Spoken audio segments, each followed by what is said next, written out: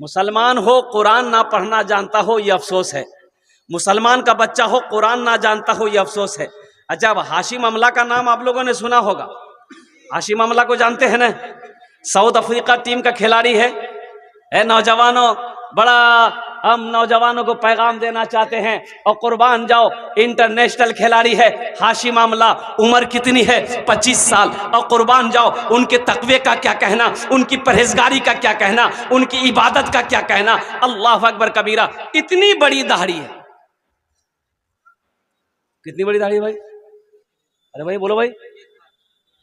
इतनी बड़ी दाढ़ी है हाशिम आमला की, इतनी बड़ी दाढ़ी है। 25 साल का नौजवान है, खूबसूरत चेहरा। कुर्बान जाओ, उनके पास क्या नहीं है बताओ?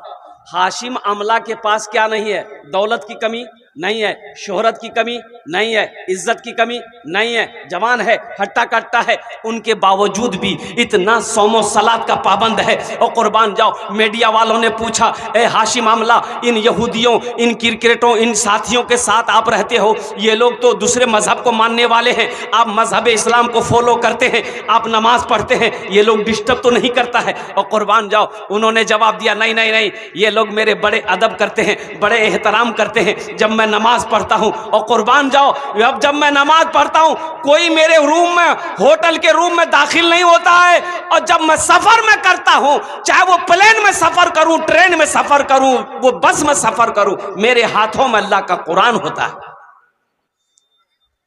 नौजवानों, आज तो कुरान पढ़ना बड़ा आसान हो गया है।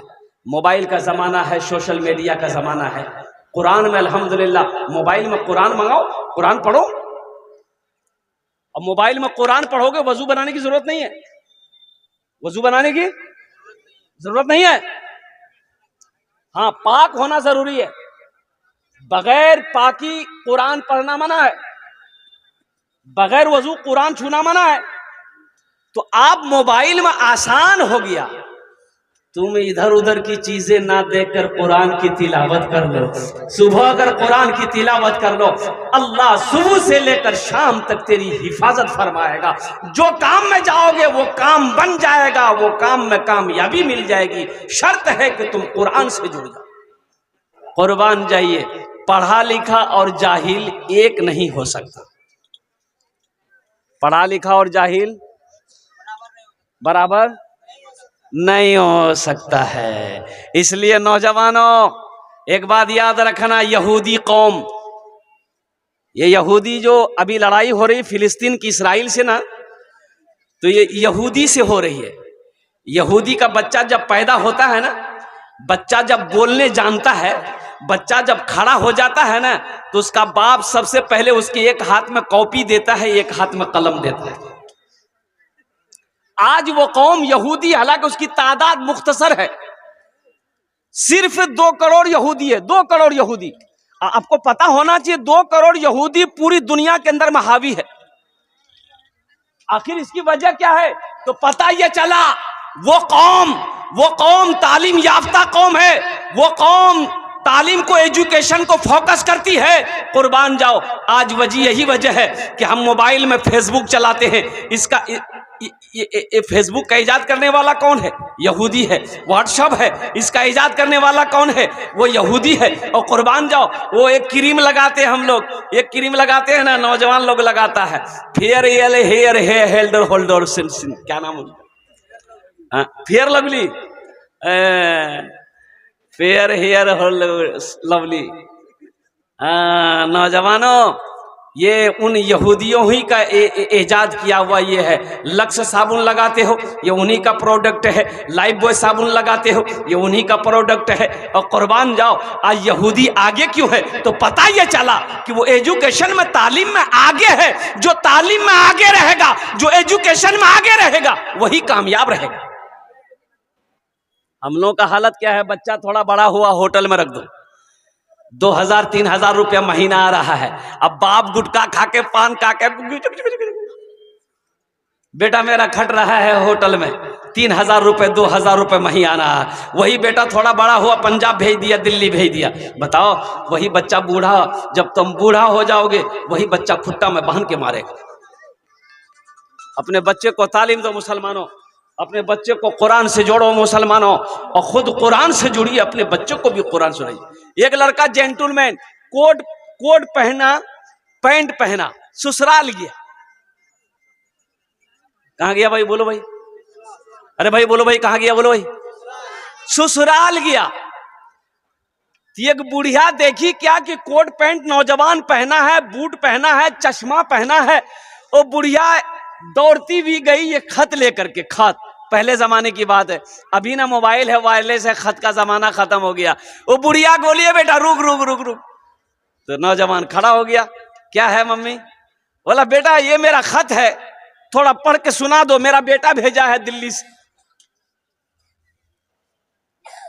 ये नौजवान खत लिया और खत खोल के देख रहा, रोना शुरू कर दिया। ये नौजवान रोने लगा। तो ये नौजवान को जो रोते हुए देखी ना वो बुढ़िया समझी कि लगता मेरा बेटा को कुछ हो गया। वो बुढ़िया जारो कतार रोने लगी। अब बुढ़िया रोई, उसकी बेटी आई वो भी रोने लगी, उसकी बहन आई वो भी रोने लगी। पता ये चला कि 10-12 औरत मिलके रो रही है, जारो कतार रो रही है। ये लड़का भी रो रहा है, बुढ़िया भी रो रही है। और कुर्बान जाओ नौजवानों, लोग जमा हो गए। लोगों ने पूछा भाई क्या हुआ, रोते क्यों हो? आखिर क्या हुआ? रोने का सबब क्या है? रोने की वजह क्या है? हुआ क्या है? तो बुढ़िया बोली कि ये मेरे बेटे का खत था, ये नौजवान को हम पढ़ने दिए हैं। ये नौजवान अब पता नहीं क्या पढ़ा नहीं पढ़ा, ये रोया तो हम लोग भी रो रहे हैं, लगता मेरा बेटा को कुछ बैग लो जो।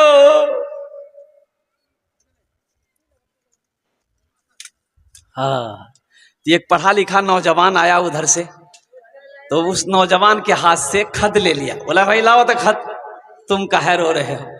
तो खत को पढ़ा, उसमें लिखा था कि अम्मी हम दिल्ली में ठीक ठाक हैं, आपके नाम से हम 5,000 रुपया लगा दिए हैं। ये पैसा जब पहुंच जाए, मिल जाए तो अच्छे से दवाई दारू भी कर लीजिएगा, अच्छे से खाइएगा पीजिएगा रहिएगा, आप मेरे लिए दुआ कीजिएगा, आपका बेटा मुन्ना। तो सारे लोग पूछने लगा उस लड़के से कि तुम ये खत देख के रोने कहे लगे? तो वो नौजवान कहने लगा मैं रोया इसलिए कि मैंने बचपन में तालीम हासिल नहीं की, मैं मदरसा स्कूल नहीं गया। काश मैं पढ़ा लिखा होता, मदरसा कॉलेज स्कूल गया होता, तो आज ये शर्मिंदगी ना उठानी पड़ती, ये खत पढ़कर हम तुम्हें सुना देते। इसलिए अपनी जिंदगी पर मैं रो रहा था, अपनी जिंदगी पे रो रहा था। इसलिए मुसलमानों, इसलिए नौजवानों, अल्हम्दुलिल्लाह एजुकेशन को फोकस करो, तालीम को फोकस करो। अल्हम्दुलिल्लाह एक हाथ में किताब हो, एक हाथ में कलम हो, ये होना चाहिए। अल्लाह के रसूल सल्लल्लाहु अलैहि वसल्लम ने इरशाद फरमाया तलबुल इल्म फरीदतुन अला कुल्li मुस्लिमती व मुस्लिमा, इल्म का तलब करना हर एक मुसलमान औरत और मर्द पर फर्ज है। भाई नमाज पढ़ना क्या है बोलिए? भाई बोलो भाई, नमाज पढ़ना क्या है बोलिए? अरे बोलो ना भाई, जोर से बोलो ना भाई। नमाज पढ़ना फर्ज है, रोजा रखना फर्ज है, अल्लाह ने दौलत दिया है, हज करना फर्ज है, अल्लाह ने कसरत के साथ माल दिया है, ज़कात निकालना फर्ज है। उसी तरीके से इल्म का हासिल करना, तालीम का हासिल करना, एजुकेशन का हासिल करना ये फर्ज है। जैसे 5 वक्त की नमाज पढ़ना फर्ज है, उसी तरीके से तालीम का हासिल करना हर एक मुसलमान औरत और मर्द दोनों पर फर्ज है। बताओ मेरे भाइयों, मेरे नौजवानों, अगर इससे गफलत बरतोगे, तालीम से दूर भागोगे, तालीम से अगर आप दूर जाओगे, बताओ गुजारा है? भाई गुजारा है? भाई गुजारा है? इसलिए मुसलमानों, नौजवानों, अपने बच्चे को तालीम दो, अपने बच्चे को तालीम दो। एक वक्त खाना खाओ, एक वक्त खाना खाओ, एक वक्त भूखा रह जाओ, जो पैसा बचे ना अपने बच्चे के पीछे लगाओ, अपने बच्चे के पीछे लगाओ, अपनी बेटी के पीछे लगाओ, अपने बेटे के पीछे लगाओ। इंशाअल्लाह देखना वो बच्चा कामयाब होगा, वो बच्चा नाम रोशन करेगा, वो बच्चा खानदान का नाम रोशन करेगा, वो बच्चा कौम का नाम रोशन करेगा, वो बच्चा कामयाब होगा। इसलिए मुसलमानों, अपने बच्चे को सबसे पहले मैं ये कहता हूँ, इंजीनियर बनाने से पहले, मास्टर बनाने से पहले, प्रोफेसर बनाने से पहले, डॉक्टर बनाने से पहले, सबसे पहले अपने बच्चे को अल्लाह का कुरान पढ़ाओ। 2022 में यहाँ पढ़े लिखे नौजवान बैठे हैं, 2022 में नीट का एग्जाम हुआ। भाई नीट का एग्जाम हुआ, मदरसे के 1800 बच्चे कामयाबी हासिल किया नीट के एग्जाम में। 1800 बच्चे, कितने बच्चे कामयाब हुए भाई? 1800 बच्चे नीट का एग्जाम निकाला, यानी डॉक्टर बना 1800 बच्चे। अब वो 1800 बच्चे कौन थे मदरसे के? वो हाफिज कुरान थे, वो हाफिज कुरान थे। तो पता ये चला कि जो कुरान को अपने सीने में उतार लेता है, जो अपने कुरान को अपने सीने में महफूज कर लेता है, अल्लाह उसके ज़हन को खोल देता है। फिर उसके लिए डॉक्टर बनना मुश्किल नहीं है, इंजीनियर बनना मुश्किल नहीं है, वकील बनना मुश्किल नहीं है, प्रोफेसर बनना मुश्किल नहीं है, ओहो साथ ही साथ साइंसदान बनना उसके लिए मुश्किल नहीं है, अल्लाह आसान कर देता है। इसलिए अपने बच्चों को सबसे पहली फुर्सत में आप एजुकेशन दो मेरे भाई। अल्हम्दुलिल्लाह सुम्मा अल्हम्दुलिल्लाह, चाहे वो कॉलेज हो, चाहे वो स्कूल हो, चाहे वो यूनिवर्सिटी हो, अल्हम्दुलिल्लाह सुम्मा अल्हम्दुलिल्लाह, लेकिन पहले कुरान पढ़ा दो, फिर उसको दुनियावी तालीम दो। और अपने बच्चे को जाहिल ना रखो, अपने बच्चे को अनपढ़ ना बनाओ, अपने बच्चे को गवार ना बनाओ, इसलिए कि जब तक तालीम नहीं होगी वो खुदा को नहीं पहचान पाए। अच्छा बताइए, तालीम नहीं होगी, एजुकेशन नहीं होगा, वो खुदा को पहचानेगा? बोले भाई खुदा को पहचानेगा? खुदा को नहीं पहचानेगा। नमाज पढ़ो मैं, नमाज पढ़ो नमाज पढ़ो, तो तालीम नहीं होगी, नमाज क्या पढ़ेगा? अरे नमाज पढ़ना है तो पहले कुरान पढ़ेगा कि पहले नमाज पढ़ेगा? बोलो भाई, है कि नहीं? इसलिए कि तालीम जरूरी है ना भाई। भाई कुरान नहीं पढ़ेगा, कुरान अगर वो नहीं जानता तो नमाज में पढ़ेगा क्या? वो नमाज में सिर्फ हदीस तो नहीं है ना, कुरान भी तो है, सना हदीस है, लेकिन सना के बाद सूरह फातिहा ये अल्लाह का कुरान है। तो कुरान जरूरी है, पहले कुरान पढ़ो, हर जिंदगी पे कुरान पढ़ो। इसलिए नौजवानों, ये मदरसा पैगाम देता है, चटाई पर बैठकर हमारे उलमाए किराम बैठकर आपके बच्चों को तालीम देते हैं, आपके बच्चों को कुरान पढ़ाते हैं, आपके बच्चे को दीन सिखाते हैं। तो अल्हम्दुलिल्लाह इनका एहसान मंद होना चाहिए आपको, आपके दिलों के अंदर में भी शौक होना चाहिए कि हम कुरान नहीं पढ़े हैं, अल्हम्दुलिल्लाह हमको भी कुरान पढ़ना चाहिए। मैंने 65 साल से 75 साल के 6 लोगों को कुरान पढ़ाया अल्हम्दुलिल्लाह। 65 साल से 75 साल के बूढ़े लोगों को, मैं इमाम ना हूं, 6 लोगों को कुरान पढ़ाया। सुभान अल्लाह बोले तो माशाअल्लाह। 6 लोगों, कोई मुश्किल नहीं है। आपकी उम्र हो गई 50 साल 60 साल, कुरान नहीं पढ़े, बचपन में नहीं पढ़े, जवानी में नहीं पढ़े, बूढ़ा हो गए, तो कोई मुश्किल नहीं है। ये जो मदरसा है ना, मदरसा रियाजुल उलूम इस्लामपुर सफदलपुर, अल्हम्दुलिल्लाह रोजाना 10 से 15-20 मिनट टाइम निकालो। मेरा मशवरा है, नाकिस मशवरा है, रोजाना मेरे बच्चों नौजवानों 10 से 15-20 मिनट टाइम निकालो, मदरसे में आ जाओ। मदरसा अगर दूर है, मस्जिद का इमाम है ना, उसके पास बैठ जाओ 10 मिनट। क्या मिनट भाई? बोलो भाई, अरे भाई बोलो भाई। 10 से 15-20 मिनट के, हजरत मुझे कुरान पढ़ना है, हजरत मुझे कुरान पढ़ना है, आप मुझे थोड़ा टाइम दे दे, बड़ी मेहरबानी होगी। अगर पैर पकड़ना पड़े तो पैर पकड़ लेना पढ़ाने वाले की। इंशाल्लाह तुम पढ़ना शुरू करो, 15-20 मिनट रोजाना टाइम निकालो। अगर तुम्हारी मोहब्बत सच्ची है, कुरान से मोहब्बत सच्ची है, इंशाल्लाह देखना 3 से 6 महीने नहीं गुजरेंगे, तुम कुरान पढ़ना सीख जाओगे।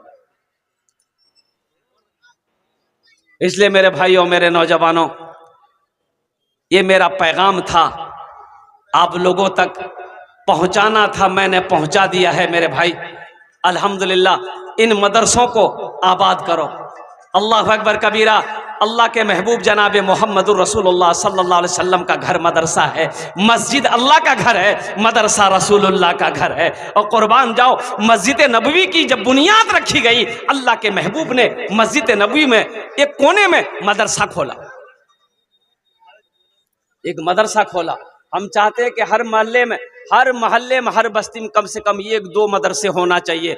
हर एक मदरसे, हर एक मोहल्ले में 1-2 मकतब होनी चाहिए, ताकि हमारा बच्चा कुरान पढ़े, कुरान सीखे। अल्लाह के रसूल ने इरशाद फरमाया, खैरुकुम मन तअल्लमल कुरान व अल्लमहु, तुम में सबसे अच्छा वो है, बेहतर वो है, अफजल वो है जो कुरान सीखे, दूसरों को सिखाए।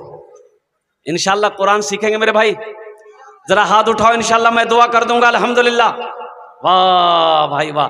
ये सारा मजमा तैयार है कुरान सीखने के लिए, अपने बच्चों को कुरान पढ़ाने के लिए, चाहे वो बेटी हो चाहे वो बेटा हो। मुसलमानों, अपने बच्चे को एजुकेशन से क्या कहते हैं कि आरास्ता करो। अपने बच्चों को, चाहे वो एक वक्त भूखा क्यों ना रहना पड़े, लेकिन अपने बच्चे को जाहिल मत रखना। अपने बच्चे को, अच्छा सर्वे किया, सच्चर कमेटी की रिपोर्ट के मुताबिक एक सर्वे किया गया पूरे हिंदुस्तान का, हर कौम का, हर मजहब का सर्वे किया गया।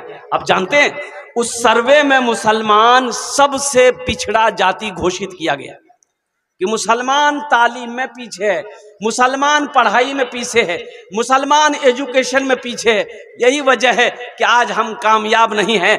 आज नौकरियां कै % हमारे नौजवानों को नौकरी मिल पाती है भाई, कै % हमारे पास नौकरियां रह गई है। इसकी वजह यही है कि हमने तालीम हासिल करना छोड़ दिया, हमने पढ़ना छोड़ दिया है। इसलिए मुसलमानों, जगो अगर कामयाब होना चाहते हो, दूसरी कौमों से आगे निकलना चाहते हो, तो तालीम को फोकस करो, तालीम को फोकस करो।